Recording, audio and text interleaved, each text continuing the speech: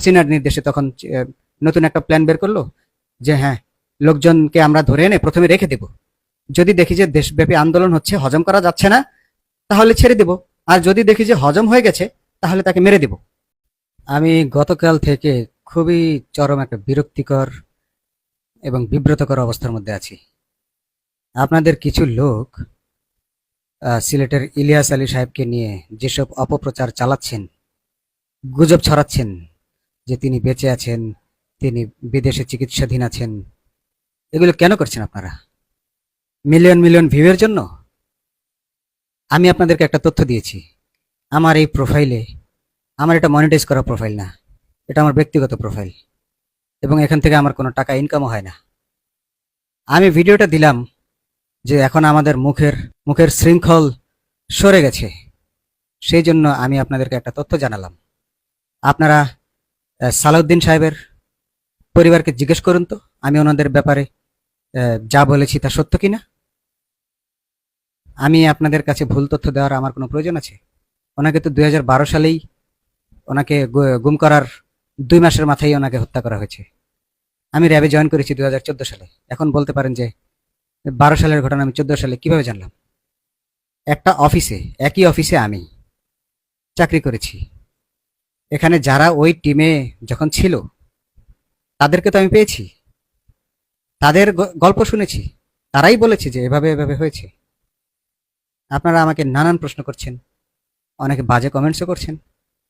মনে হয় যে আপনারা ইলিয়াস আলীকে পেয়ে গেছেন, শুনেছেন, ওনার জন্য দোয়া করেছে যে আমরা যেন ওনাকে পাই। এই এই দোয়া করলে কি বোঝায়? দোয়া করা মানে ওনাকে পেয়ে যাওয়া বোঝায়? আপনারা কেন ওই পরিবারকে কষ্ট দিচ্ছেন? আমি আমার জন্য আমি কিছু বলছি না, আমি কিছু মনে করছি না তাতে। উনি যদি ফিরে আসে এটা অবশ্যই আমি নিজেও খুশি হব। ওনার সাথে আরো 2 জন গুম হয়েছিল, ওনার ড্রাইভার সহ।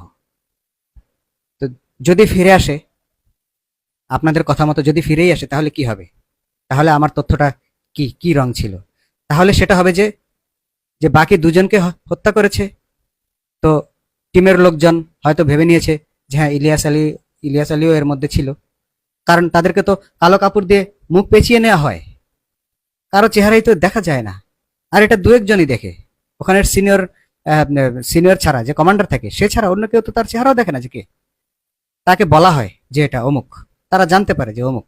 এমনকি তাদের তো প্রশ্নও করা নিষেধ এ সম্পর্কে। তো ওই টিমের লোকজনদের কাছে আমি শুনেছি কোথায় কিভাবে তাকে হত্যা করা হয়েছে, আমি সেই নিউজটাই আপনাদেরকে দিয়েছি।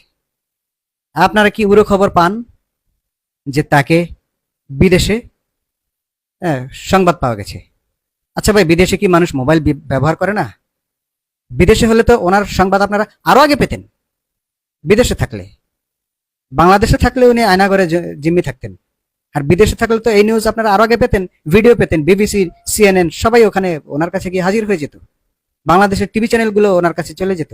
উনি অসুস্থ, অসুস্থ লোকের কি ভিডিও করা যায় না, ছবি তোলা যায় না?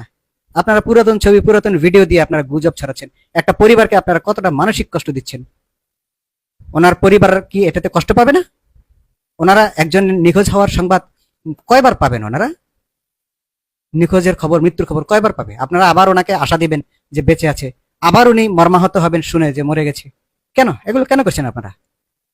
এগুলো এগুলো এগুলো কি ধরনের business? What kind of policy is this? এগুলো এগুলো কেন কেন করবেন এগুলা? ইমানি দায়িত্ব থেকে কাজ করতে পারেন না আপনারা?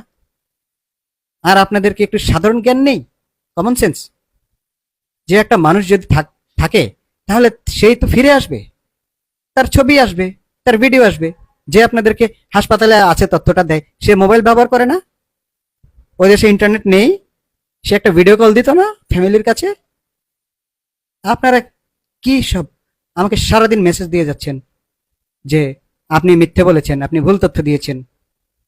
এই কথা আপনি আমাকে তখনই বলতে পারতেন যখন ইলিয়াস আলীকে আপনি সশরীরে দেখতে পেতেন বা আমরা টিভিতে দেখতে পেতাম। এখনো কি আপনি দেখেছেন কোনো টিভি চ্যানেল, মিডিয়া দেখিয়েছে, কোনো টিভি চ্যানেল বলেছে যে ইলিয়াস আলীকে পাওয়া গেছে? তাহলে আপনারা এগুলো কেন? ওই ওই ফ্যামিলির কথা ভেবে আমার কষ্ট হচ্ছে যে তাদেরকে আপনারা কি কষ্টটাই দিচ্ছেন। তারা তো এটাতে কষ্টের শিকার হচ্ছে। একটা মানুষ কত বছর ধরে গুম হয়ে আছে, আর 2012 সালে কোনো আনাঘর আর বন্দি করার সিস্টেম ছিল না।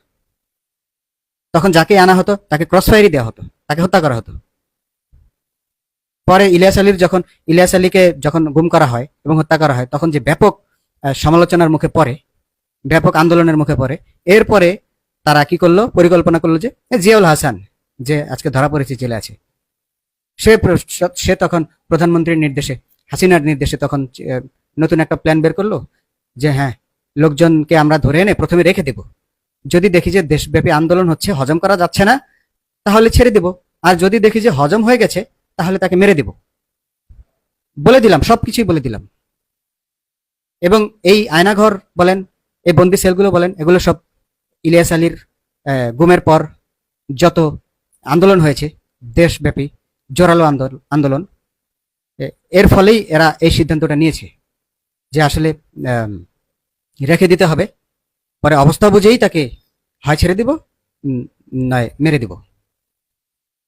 আপনারা দেখেননি আবু তোহা আদনান, আরো অনেককেই ফিরে এসেছে। কেন ফিরে এসেছে? যখন দেশব্যাপী সবার মুখে মুখে চলে গেছে, সবাই আন্দোলন করেছে, তখন তাকে ছেড়ে দিতে বাধ্য হয়েছে। আরেকটা কথা বলি আপনাদেরকে, আওয়ামী লীগের লোক, গাজীপুরের তানজিম আহমেদ সোহেল তাজউদ্দিন পরিবারের, ওনার আপন ভাগিনা গুম হয়েছিল, জানেন আপনারা? ওনার আপন ভাগিনা তাকে মেরেই ফেলতো, পরে তাকেও আরেক জায়গায় নিয়ে ছেড়ে দিয়েছে। তারা কখনো ক্যামেরার সামনে এসে বলেছে যে আমাকে অমুকে ধরে নিয়ে গিয়েছিল? কখনো দেখেছেন? দেখেননি। তো আমি যতটুকু সত্য জানি আমি ততটুকুই বলেছি আপনাদের কাছে। আমি একজন পুলিশ কর্মকর্তা, okay? I am not a content creator. আমি কোনো চ্যানেলের মালিক নই যে আপনাদের কাছে মিলিয়ন মিলিয়ন ভিউ পাওয়ার জন্য আমি আপনাদের কাছে তথ্য দিব, রসালো করে আপনাদের কাছে তথ্য দিব। I am not that. আমি একজন দেশপ্রেমিক পুলিশ কর্মকর্তা। যে কথা এতদিন বলতে পারিনি সেটা আপনাদেরকে জানিয়ে দিয়েছি। এটা আমার কর্তব্য মনে করেছি, তাই জানিয়ে দিয়েছি।